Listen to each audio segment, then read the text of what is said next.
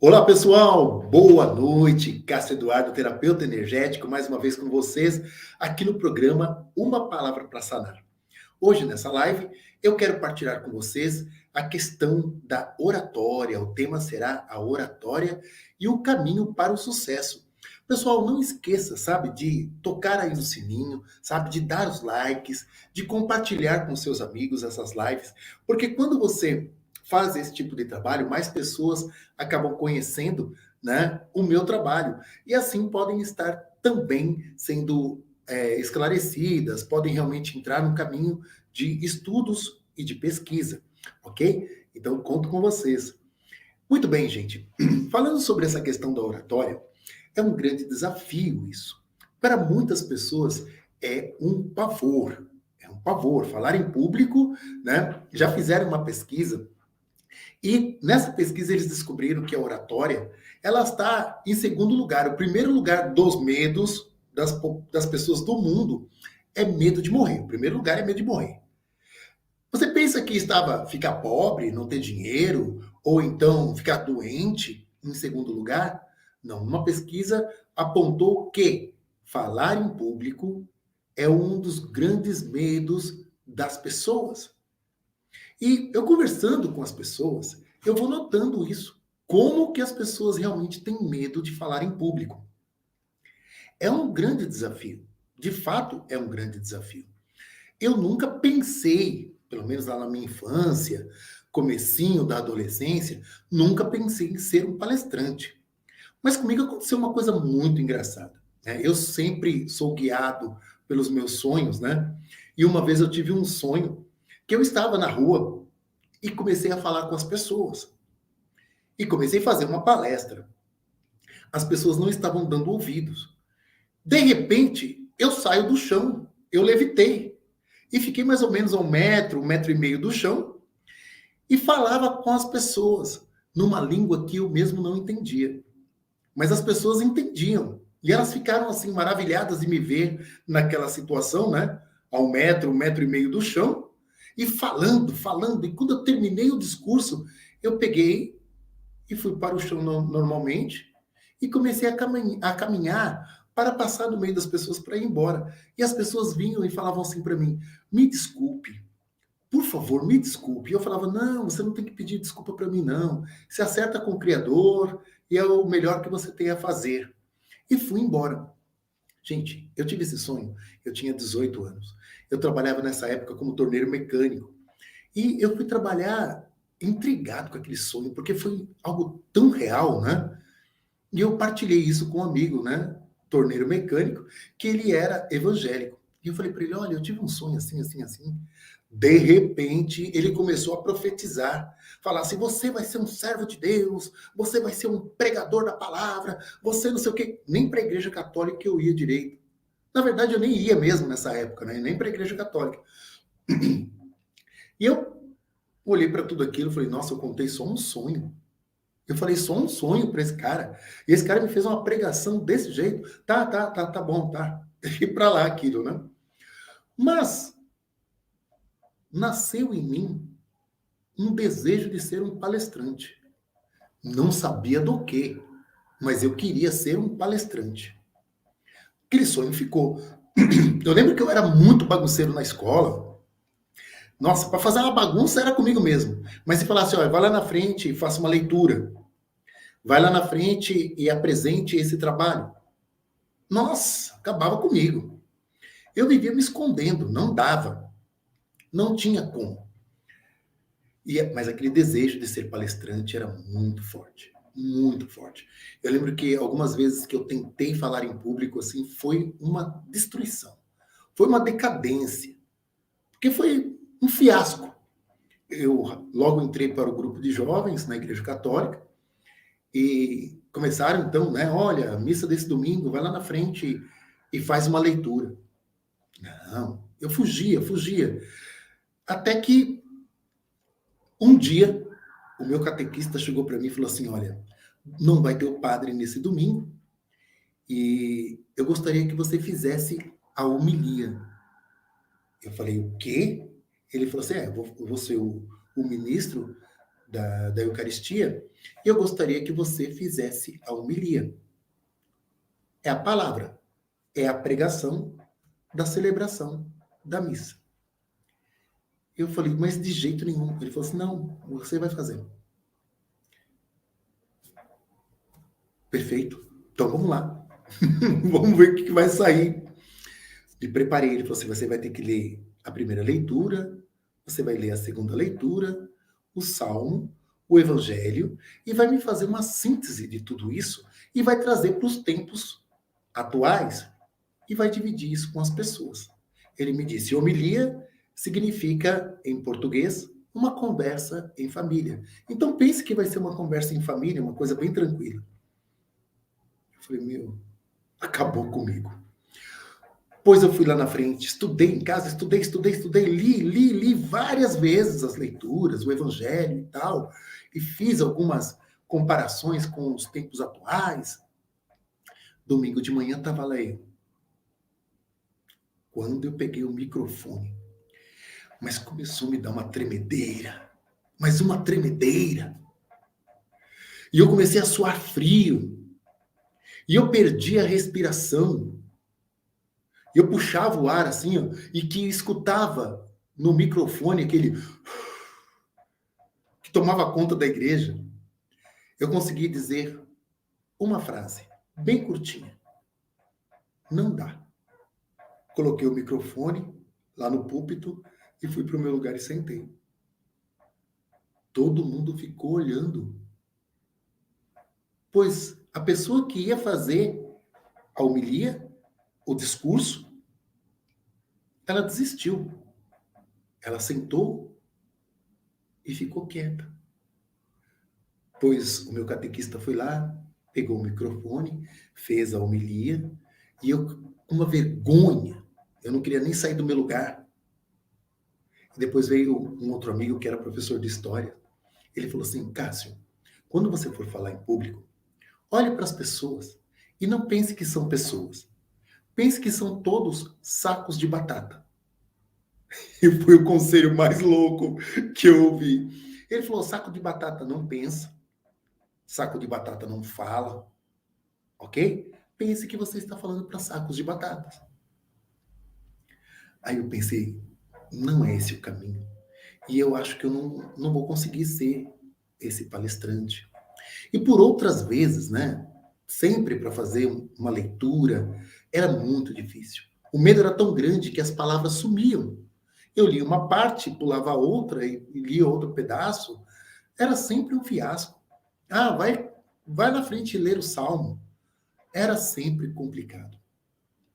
E o tempo foi passando, e nessa época eu já estava mais ou menos com uns 23, eu entrei na igreja, eu estava com 18, nessa época eu estava com uns 23 anos, e surgiu, então, na Diocese de São Miguel Paulista, a renovação carismática.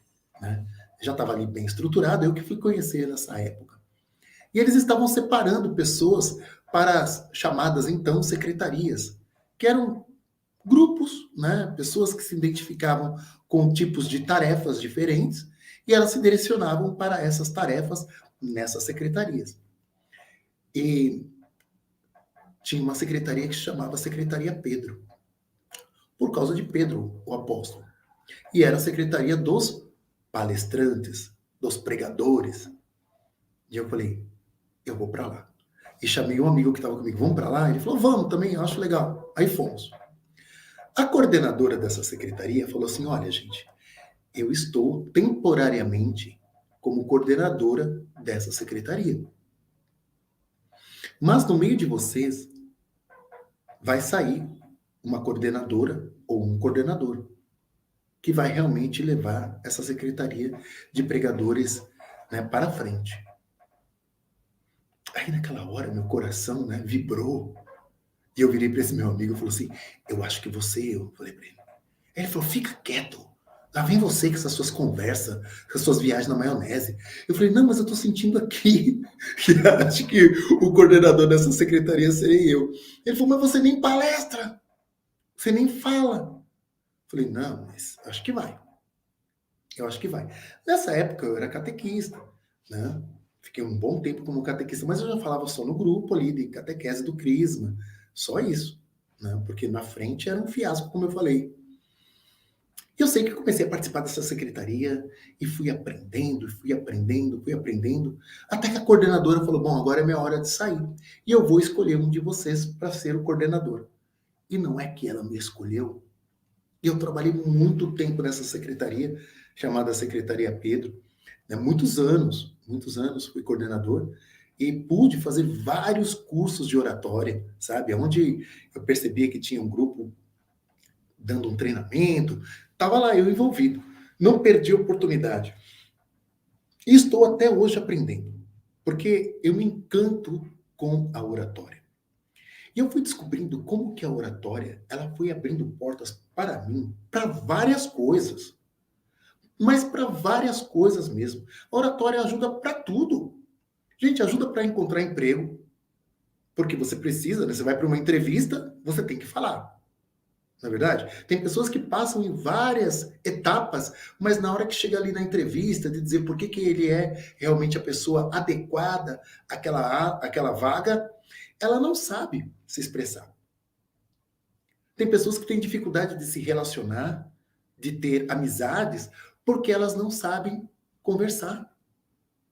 Entende? Tem pessoas que hoje, né, nas redes sociais, elas são comunicativas, elas escrevem e tal, e tal. Você fala, nossa, posta foto, você vê assim, nossa, mas sorrindo. E aí, quando você encontra a pessoa pessoalmente, bom, primeiro por causa de tanto filtro e filtro, né? As pessoas pessoalmente não são aquelas que a gente está vendo nas redes sociais, que é uma coisa que eu acho muito louca. A foto da pessoa no WhatsApp, você olha assim, quando você vai falar com a pessoa, você fala, nossa, mas não é você.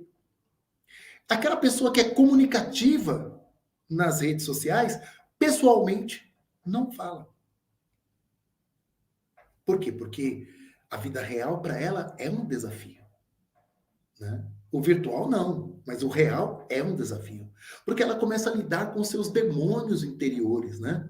Ela acha que o cabelo não é tão bonito, ela acha que os olhos não é tão bonito, o tamanho dela não é bom, o tom da pele não é bom, enfim, tantas questões que fazem com que a comunicação fique complicada.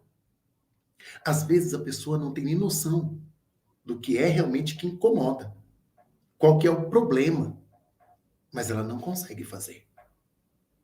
Tem dificuldade. Né? Para arrumar namorado, namorada, se não houver a comunicação, como é que vai acontecer? Tem que acontecer uma comunicação.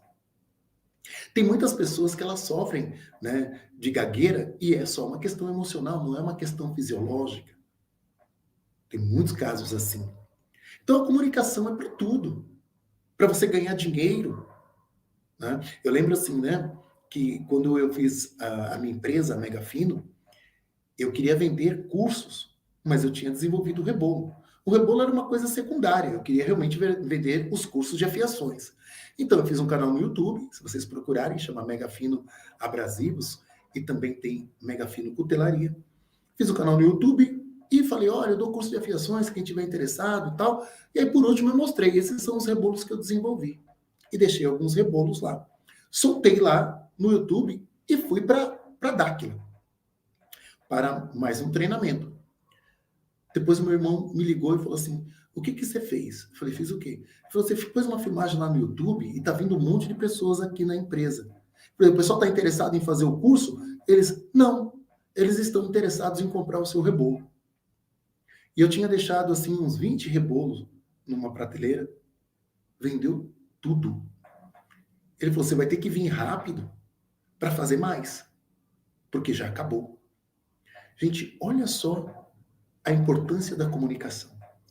Às vezes os resultados nos surpreendem, mas nos surpreende mesmo a importância da comunicação. E é interessante também que muitos de nós, sobretudo assim, né, vocês que são dimensionais, que estão treinando em Dáquila, que estão acompanhando essa live, que já recebeu essa informação nas simbologias, né? Vem lá a informação, propagação no exterior, né? Palestra no exterior, conduzir massas, conduzir povos.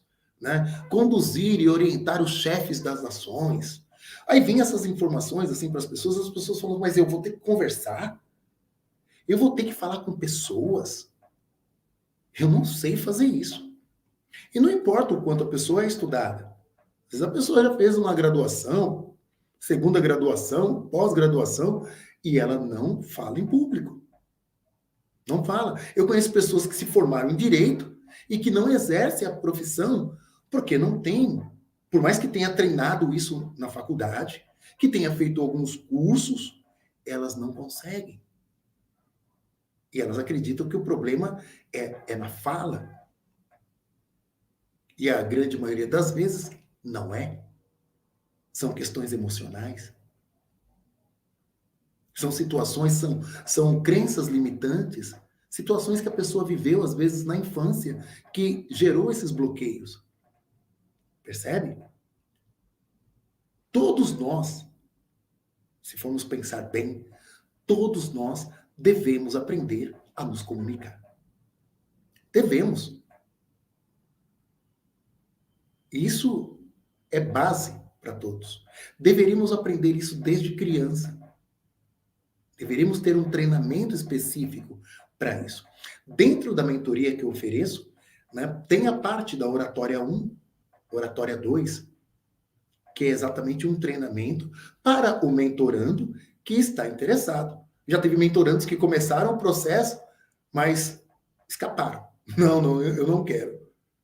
Mas tem mentorandos que estão evoluindo de tal forma nessa parte da oratória que eu falo, olha que coisa legal. Porque está ali cravado nela. Se você tem a habilidade, que está lá, habilidade de profecia. Dentro da habilidade de profecia, tem conversação com os ultras, tela mental, que é a matéria etérica, né?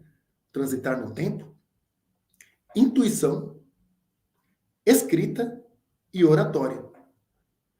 Mas quando eu falo isso para a pessoa fala assim, mas não, intuição eu até tenho. Escrever eu até escrevo bem. Mas esse negócio de oratória, não, isso não é comigo.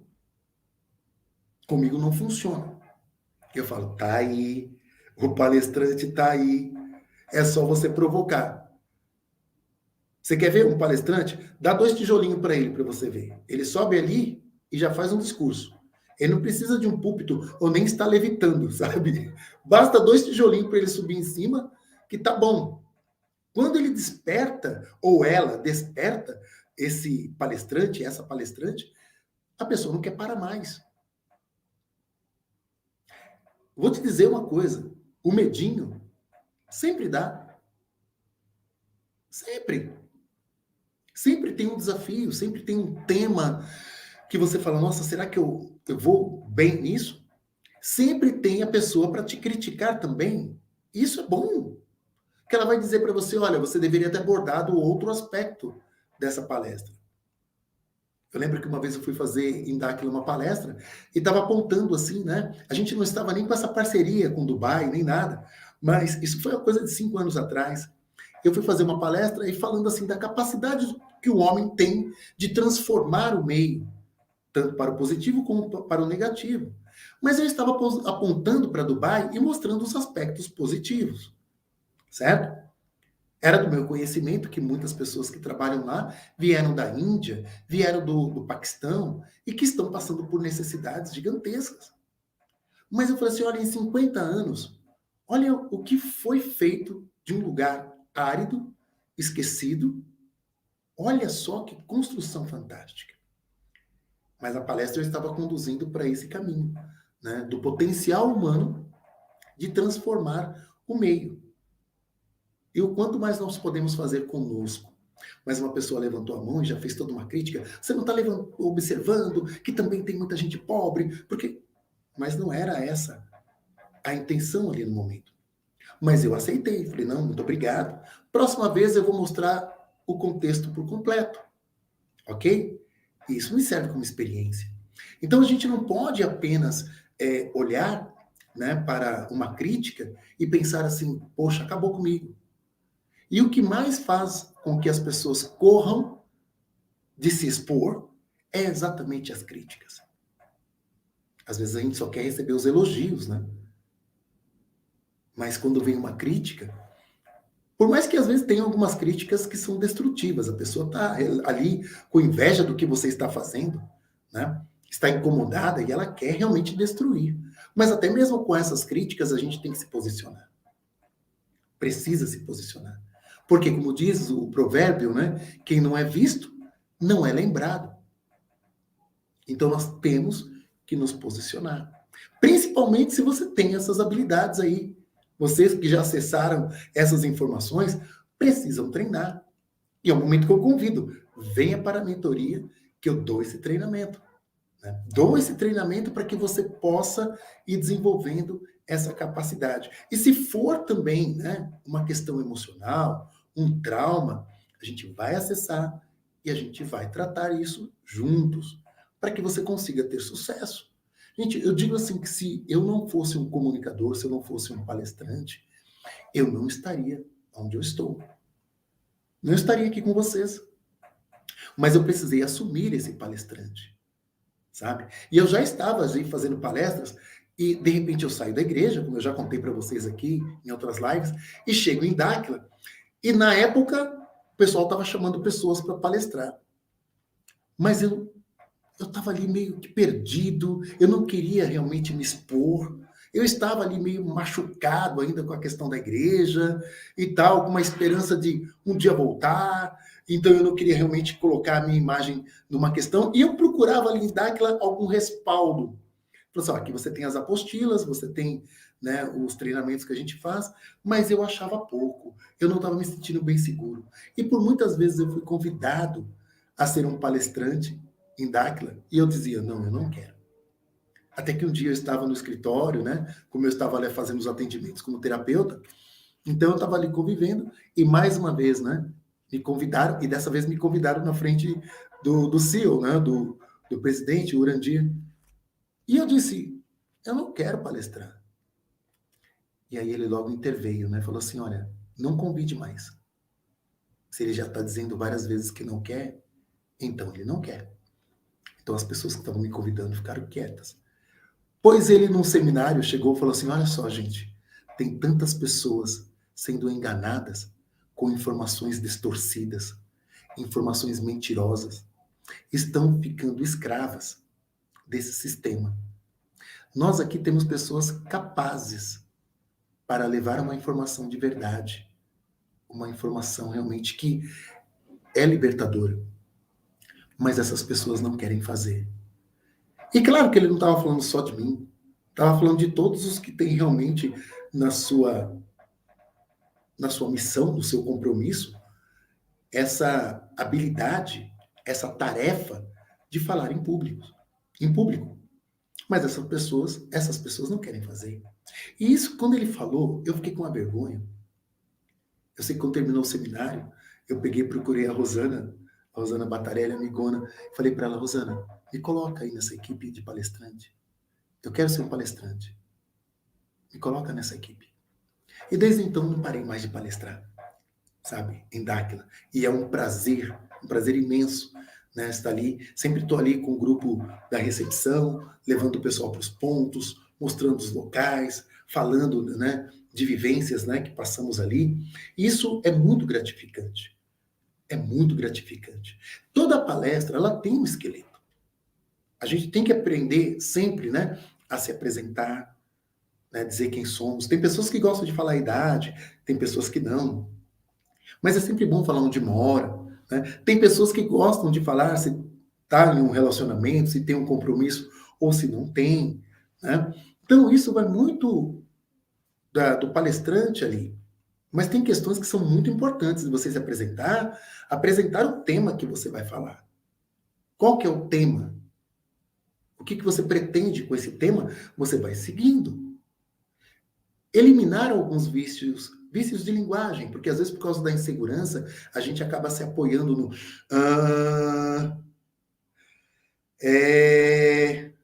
ou então no né. São apoios que a gente acaba tendo durante a oratória que não são muito bons.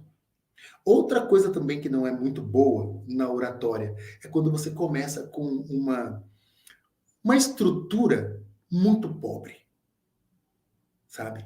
Vou dar um exemplo. Olá, pessoal, boa noite. Meu nome é José e eu nem domino muito bem o tema que eu vou apresentar hoje.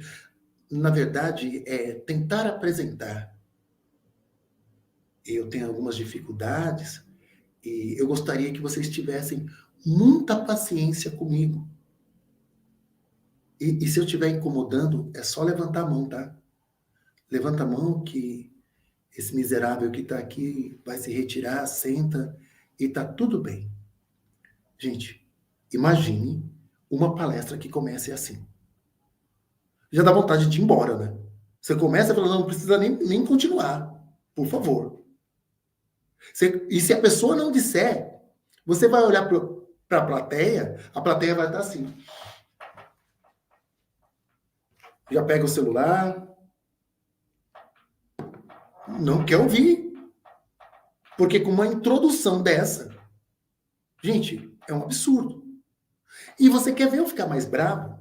É quando a pessoa faz uma introdução assim, e depois, quando ela começa a palestrar, ela dá um show. Aí eu falo, falsa modéstia. Essa pessoa é um espetáculo. E fez isso.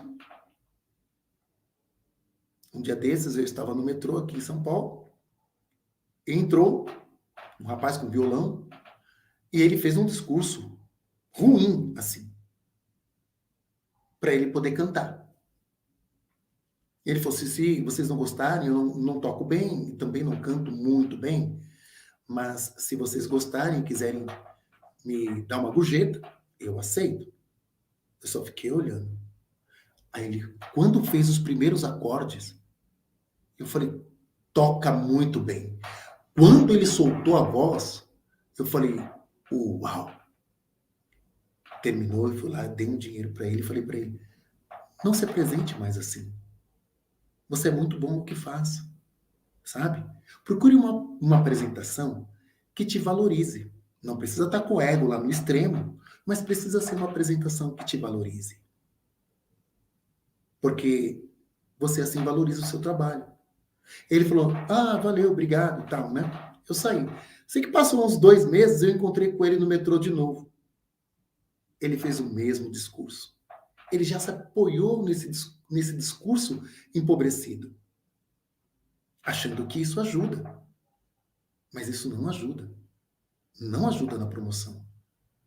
Entende? Então a gente precisa saber se apresentar, sabe? A apresentação é muito importante. Até mesmo da imagem, a roupa que está usando, né? Se está bem asseado, como que estão os cabelos, né? Se está barbeado aí para os homens. Olhar para todos esses aspectos porque as pessoas observam. Às vezes elas perdem o foco do que você está falando porque você está ali mal apresentado. A pessoa fica falando, olha a calça dele, olha a blusa que ele está usando, né? Olha, tá meio sujo ali o sapato. Tem gente que se perde nisso, sabe? A gente não consegue consertar tudo, mas o máximo que nós pudermos fazer é importante, sabe? É muito importante. Procurar também ter, assim, um português bom. Eu não digo um português, assim, impecável, mas precisa ter um português bom. As pessoas também reparam nisso, né? Se de repente houver muitos erros, tem pessoas que não querem nem mais prestar atenção no que você está falando. Outra coisa também que na oratória é importante é você saber para quem você está falando. Aqui nas lives, eu procuro usar uma linguagem popular, uma linguagem bem simples, para todo mundo entender. Eu procuro ser o mais claro possível, por mais que o assunto seja complexo, eu procuro sintetizar e ser o mais claro possível para todo mundo entender. Eu não sei, eu estou falando com um público variado. Mas, um exemplo. Me chamam para palestrar para médicos. Ou vão me chamar para palestrar para agricultores. Ou vão me chamar para palestrar para engenheiros. Eu preciso saber para quem eu estou falando, ou para quem eu vou falar. Eu preciso usar a linguagem deles. Eu preciso estar próximo deles. Como que é a linguagem dos pedreiros? Como que os pedreiros, as gírias que os pedreiros usam? Meu pai tinha várias, né? Meu pai era pedreiro, então quando ele queria falar que uma coisa tinha de bastante, ele falava, isso aí tem de raspar de enxada. Quando ele falava isso, que tem de raspar de enxada, a gente sabia que tinha bastante. Então, se me chamam para falar com um pedreiro, se eu falar para um pedreiro, ó, o fulano está fora de prumo, os pedreiros entendem que estão todos tortos. Então a gente tem que saber para quem está falando. E como falar? Às vezes, precisamos de alguma linguagem mais técnica, dependendo do tema que nos foi passado. E como falar de vários assuntos? Como fazer isso? Gente, nos contatos que nós temos em Darkling, até isso a gente aprende. Uma vez, falaram para a gente assim no contato, vocês precisam, para palestrar bem, para memorizar bem, estudar como os adolescentes. Vocês precisam pegar uma frequência do adolescente quando ele está na escola estudando. O que a gente faz? A gente estuda mais de 7 vezes o mesmo tema. E foi essa a orientação. Vocês precisam estudar mais de 7 vezes o mesmo tema para memorizar. Outra coisa que nós aprendemos, quanto mais sentidos nós tivermos ali envolvido no momento do estudo, melhor para memorizar. Às vezes a pessoa fala assim, olha, eu tenho problema com a memória, eu não memorizo bem as coisas e tal, mas ela não sabe exercitar a memória. E sabe, hoje, os neurocientistas estão descobrindo isso que a gente já escuta dos parceiros há muito tempo. Sabe? Há muito tempo. Os neurocientistas estão descobrindo que quanto mais sentidos estiverem ali presentes na hora do estudo, melhor a memorização. Ou seja, você está estudando e, ao mesmo tempo, você está vendo o que está realmente relacionado ao seu estudo. Você está estudando sobre o coração, você tem um coração na tua frente. Você está vendo ali as veias, você está vendo o funcionamento do coração, os batimentos, você está assistindo. Ao mesmo tempo que você está vendo, você pega uma caneta e faz anotações. Tato, visão.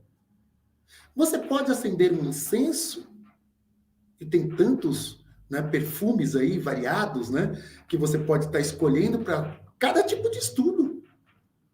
Você vai ali, acende um incenso, correspondente àquele estudo, você quer marcar o olfato com aquele estudo que você está fazendo ali do coração, e você está anotando ali os tópicos que mais te chamaram a atenção durante o estudo.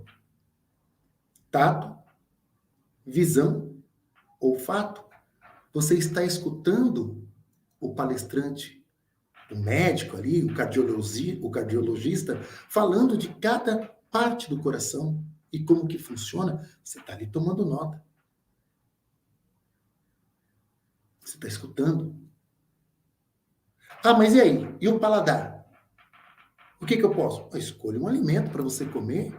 Pode ser uma maçã, uma goiaba. Você tem 10 temas ali para estudar. Poxa, deixa ali uma salada de fruta separada ali para você ir memorizando também com o paladar. Você que não escutou as lives que eu fiz aqui falando sobre os sentidos, assista. Assista. Eu estou fazendo uma relação dos sentidos e a paranormalidade. É interessante. Então, quanto mais sentidos você estiver ali utilizando durante aquele estudo, e quanto mais você escutar, procure ultrapassar a quantidade de 7 vezes. 7 vezes o mesmo tema. E é legal você pegar palestrantes diferentes, sabe? Ah, é sobre o coração? Eu vou querer esse médico, eu vou querer escutar a palestra desse outro médico, eu vou querer um pouco sobre esse neurocientista, que ele é especialista sobre essa parte aí, né? Do coração e o cérebro e essa relação que tem, e o sistema nervoso periférico. Vou escutar, porque é interessante fazer uns links meio diferentes. E assim você vai ter a sua mente cheia do assunto. O segredo para se palestrar bem é ter a mente plena do assunto. Você tem que respirar aquele assunto. Você tem que comer aquele assunto, você tem que ver, você tem que escutar, você tem que tocar aquele assunto para que você tenha isso, pum, na cabeça. E quando você utiliza esses sentidos, você não esquece mais, porque a gente vai fazer associações. Por mais que seja um caminho longo, associar é a mesma coisa. Você fala assim, uma pessoa vem na tua frente e ela se chama Josefina. Aí você fala, nossa, mas como que eu vou memorizar esse nome? Aí você vai, é igual a Josefina do desenho que eu assisti quando era criança, assim, assim, assado. Olha o percurso que a sua mente tem que fazer para lembrar de um nome. Não importa, o cérebro ele faz isso tranquilamente. Então, todas as vezes que você vai parar na frente dessa pessoa, você vai lembrar o nome dela é igual o nome do desenho que eu assisti quando criança, que tinha um vagalume, que era apaixonada pela... Josefina. O nome dela é Josefina. E é assim. Entende? Então, quanto mais você fizer esse exercício, mais fácil você terá essa comunicação fantástica, uma memória boa, e vai saber realmente associar os assuntos, e vai conseguir realmente, dentro da palestra, construir o começo, o meio, e interessante que o meio, gente, é uma parte muito perigosa, porque a gente pode se perder, entende? Exemplo, comecei com vocês hoje falando sobre a arte da oratória, né? E o caminho para o sucesso. Mas no meio eu vou utilizar um subitem. Eu vou falar assim da maravilha que é a oratória, e eu vou me lembrar de um dia que eu estava palestrando, né, no interior e vi passando uma revoada de pássaros. E aí eu começo a falar daqueles pássaros. E aí eu começo a falar das árvores. E aí eu começo a falar do lago. E aí eu vou para a biologia. Sabia, gente, que lá tinha muito girino? E o processo do girino, e aí eu me perco ali no girino. E de repente eu nem sei do que eu estava falando. E eu não dou conta de fechar aquela palestra nunca, porque eu já me perdi. Eu me perdi no meio. E como que eu vou ir para o fim? Eu não sei. Então, a gente tem que escolher um tema e ser fiel àquele tema. A gente pode usar os subitens.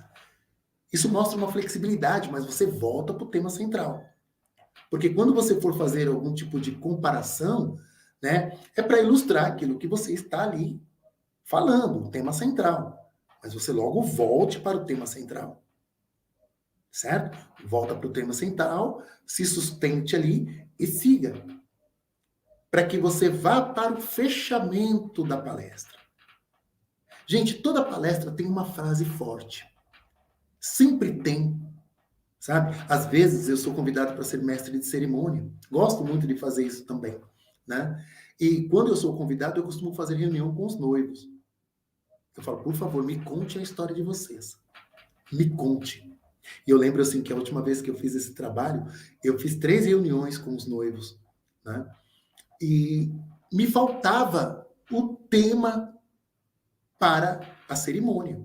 Eu já tinha conversado com eles 3 vezes, mas estava muito vago. Aí eu peguei e falei, já sei como eu vou fazer. Eu pedi para eles me mandarem no WhatsApp, né? O que te encanta mais no seu companheiro? E o que te encanta mais na sua companheira? E aí eles mandaram. E aí, ao ler, eu encontrei a palavra. Falei, uau, é aqui. É esse o ponto central da cerimônia. Eu encontrei a parte envolvente. E para tudo, gente, para todas as palestras, tem aquele tema, sabe aquela que você fala assim, é a cereja do bolo. E eu vou colocar no momento específico, onde vai dar o pá na palestra. Você tem que preparar esse momento. Sabe? Então, eu lembro que nessa cerimônia, quando eu coloquei ali a cereja do bolo, foi todo mundo gostou e ficou legal. Entende? Então, a gente tem que realmente saber colocar cada peça no seu lugar e ir dando ali o fechamento para a palestra. Outra coisa também que é importante, gente, é ser fiel ao tempo, porque também isso incomoda. Eu me propus sempre estar com vocês aqui e fazer uma palestra de, no máximo, 1 hora. E eu estou sempre atento ali ao relógio, ao tempo, para eu não ultrapassar essa 1 hora. Porque tem pessoas que elas param e ela fala, eu vou escutar 1 hora. Ela se programa para aquilo.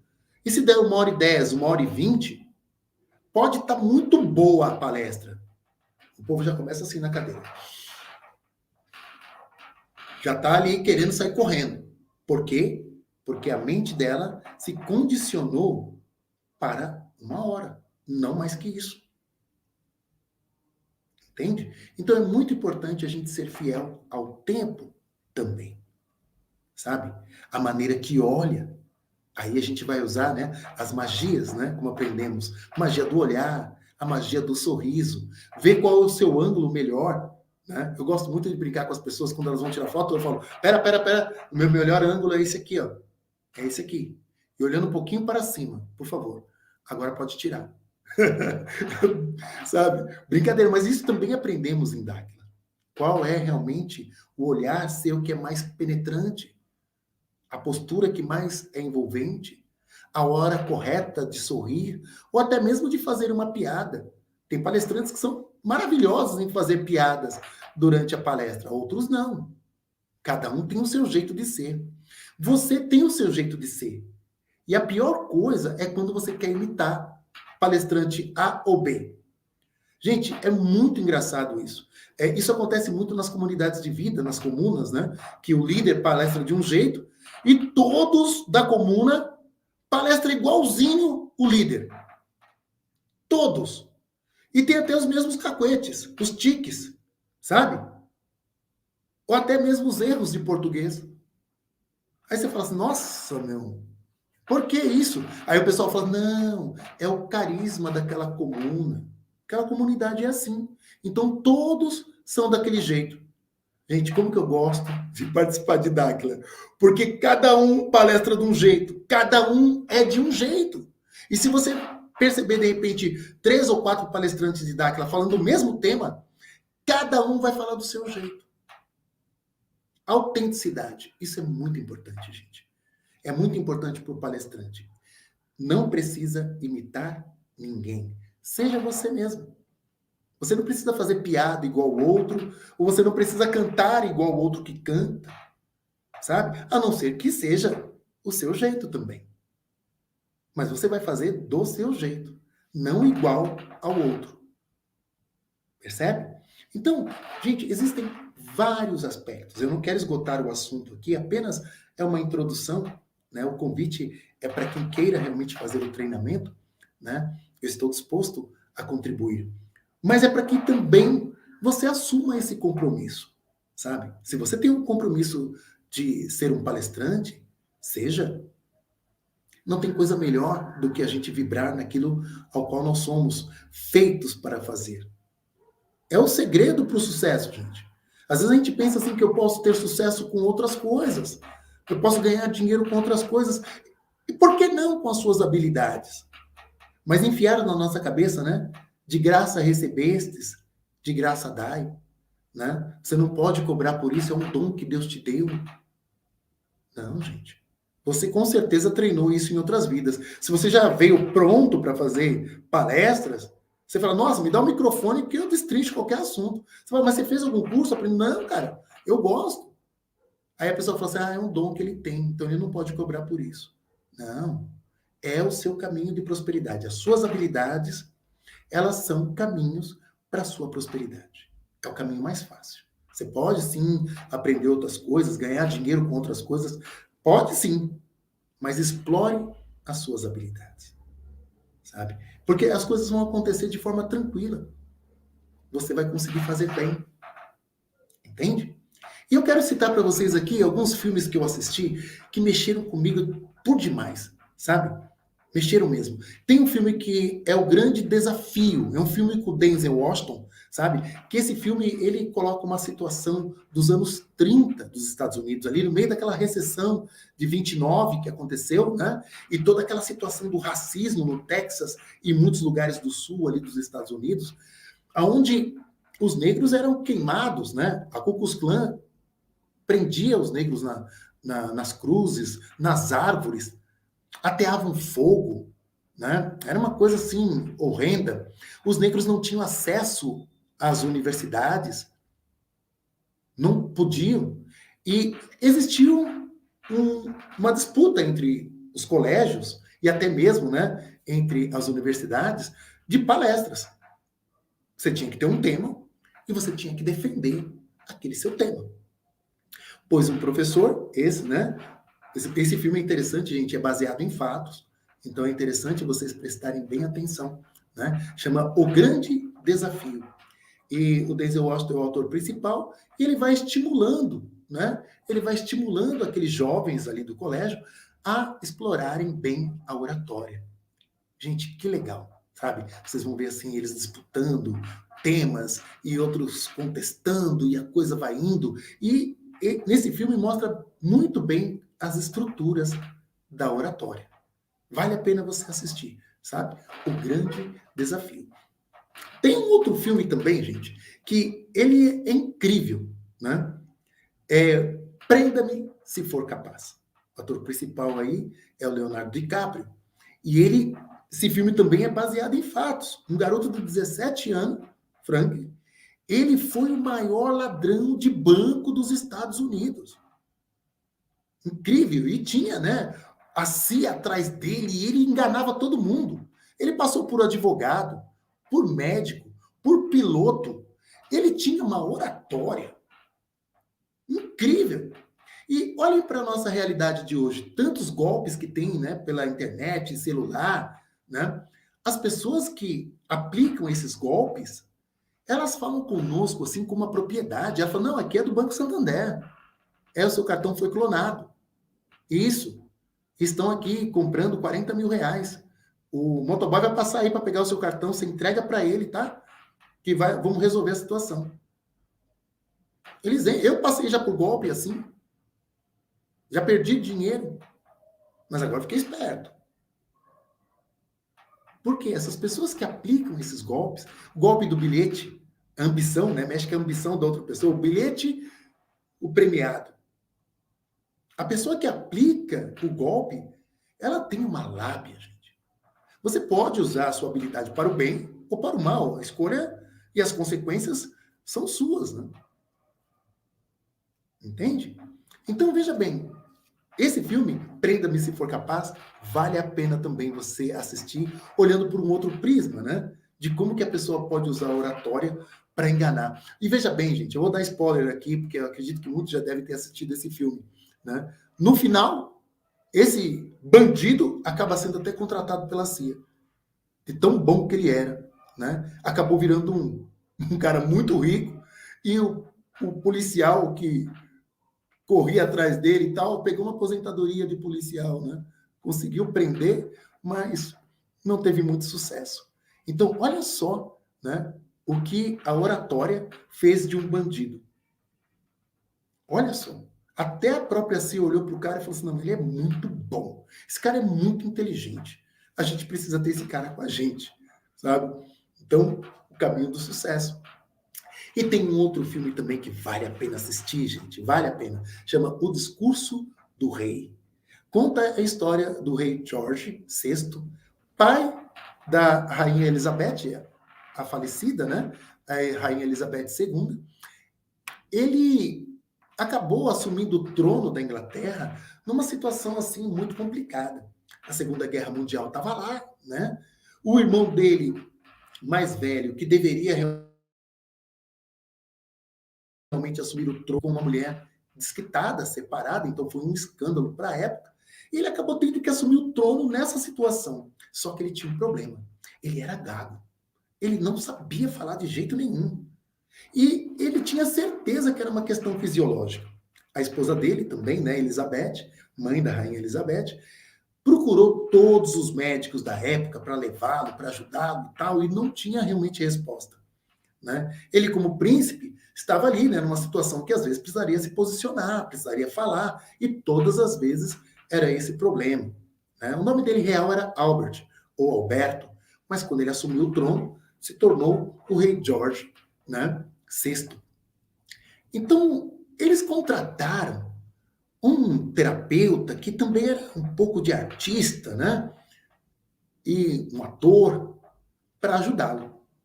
Com umas técnicas meio loucas, né? Meio bizarras e tal, ele foi ajudando ali aquele rei a falar. E teve um momento que ele tinha certeza que ele tinha um problema. Olha só a técnica que ele usou, o terapeuta, né? Tampou os ouvidos dele, colocou uma música para ele escutar e pediu para que ele lesse um texto. Ele leu o texto todinho, foi gravado. Ele já tinha praticamente desistido daquela terapia. Quando ele chegou em casa, ele escutou que ele leu direitinho e não estava ali gago. Ele continuou.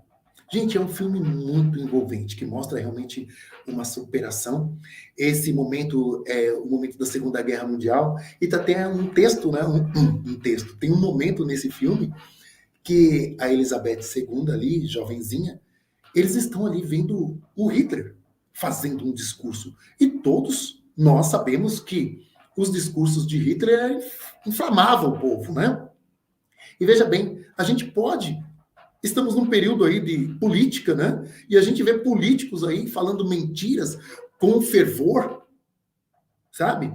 Com uma energia, e eles convencem as pessoas. A gente vê padres e pastores fazendo isso também. Entende? O que fazer com o discurso, com a oratória? É você quem sabe. Você pode conduzir pessoas para a vida ou para a morte. Olha a responsabilidade disso.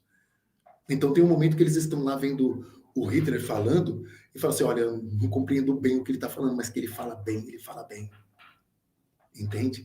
Então, assim, é interessante vocês assistirem também esse filme, O Discurso do Rei, né? Vai mexer legal com vocês aí nessa questão. Vocês que sentem realmente interesse pela oratória e até mesmo vocês que queiram assistir um bom filme. Não faz, não, eu não quero ser um palestrante, mas eu não vou perder um bom filme, tá bom? Então tem essas dicas aí de filme para vocês assistirem, tá bom? Mesmo eu dando esses spoilers aqui, vale a pena assistir. São filmes assim que eu já assisti muitas vezes e me emociono, né? Sobretudo assim com esse filme, com O Grande Desafio. Olha, eu acho que já assisti umas 3 ou 4 vezes e sempre choro porque mexe muito. São discursos muito fortes, né? E que fazem a gente refletir bastante sobre a questão da vida, sobre a questão da ética, sobre a questão da lei, da moral, né? Das religiões, das doutrinas. Então ajuda a refletir, né? E já que o lema para nós em Dáquila é busque conhecimento, então vamos atrás, vamos atrás. Gente, eu finalizo aqui, né? Eu vou deixar um tempinho aí para se houver alguma pergunta, alguma dúvida, tá bom? Mas eu estou finalizando aqui a minha palestra, tá bom? A minha live com vocês. E vamos lá, vamos ver se tem.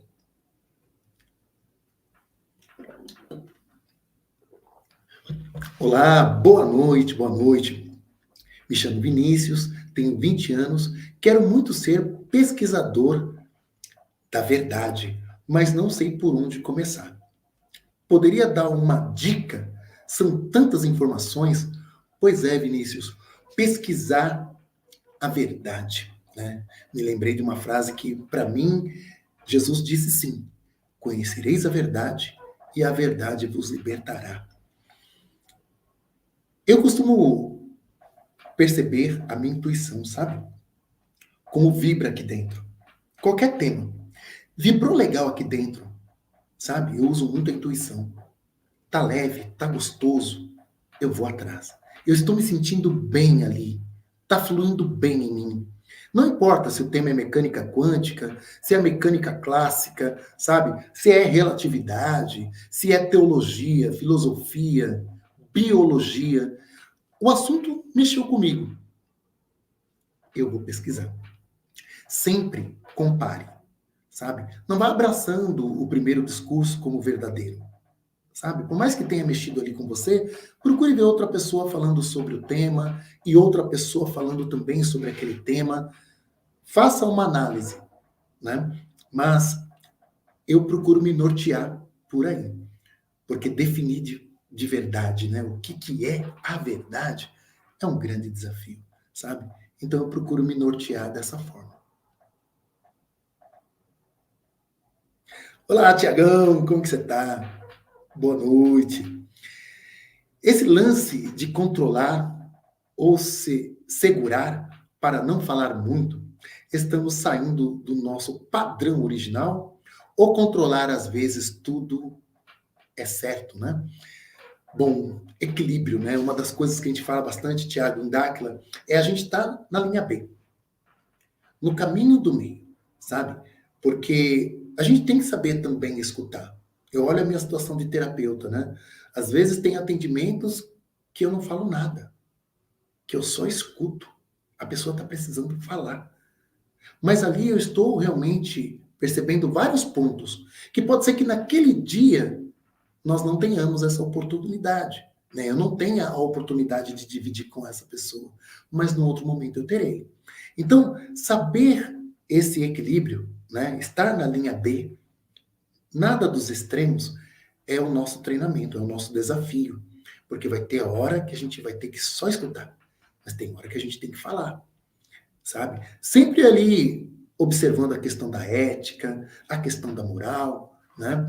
A questão do equilíbrio, observando tudo, sabe? Sendo bem sensível, né? Eu sei que você é uma pessoa sensível, não é difícil, né, de entender isso, mas essa sensibilidade, ela é fundamental para a gente saber realmente o tempo de cada coisa, né? Tem um livro na Bíblia que eu gosto bastante, que é o Eclesiastes, né? Tem o Eclesiástico e tem o Eclesiastes. Um dia eu vou falar assim, né, desses aspectos positivos que eu vejo na Bíblia. E o livro de Eclesiastes fala sobre isso, né? Que debaixo do céu tem um tempo para cada coisa, tempo para plantar, tempo para colher, né? Até mesmo tempo para guerra e tempo para a paz. Então a gente tem que realmente estar atento ao tempo, né? E aí dá tudo certinho. É como música. Marcos, olá Marcos, tudo bem? Boa noite. Pergunta: há uma maneira específica de falar com os ultras ou depois que se estabelece relação estreita, ocorre de forma mais informal? Exatamente isso, Marcos. Quando a gente estabelece essa comunicação com os ultras, acontece uma conversa como com o seu amigo, né? Flui muito bem, né? Tranquilo. No começo do treinamento, para a gente estabelecer essa comunicação, é um pouco cansativo, né? Já passei aqui vários treinamentos de como estreitando essa relação com os ultras, né? Mas depois que se estabelece, é tranquilo, flui normalmente. Só precisa de descrição, né? Porque às vezes um ultra tá falando aqui, o outro espoca aqui, o outro espoca aqui. Você tá falando com a pessoa e você fica assim, né? Ó, vão te internar rapidinho. Então, descrição, somente visão periférica, e você já acessou tudo e tenha uma vida tranquila, normal, para ninguém te internar. Né? Mas é bem suave, bem tranquilo assim. Raquel, como faço para fazer a mentoria? Entre em contato com a equipe, viu, Raquel? Converse, né? Está sempre à disposição o Cícero, está sempre à disposição também a Luciana, eu também, tá? Entre em contato no site, tem o meu contato, tem o meu telefone, o telefone do Cícero. Fique à vontade, tá bom? É bem facinho mesmo. É um prazer, será um prazer tê-la na mentoria.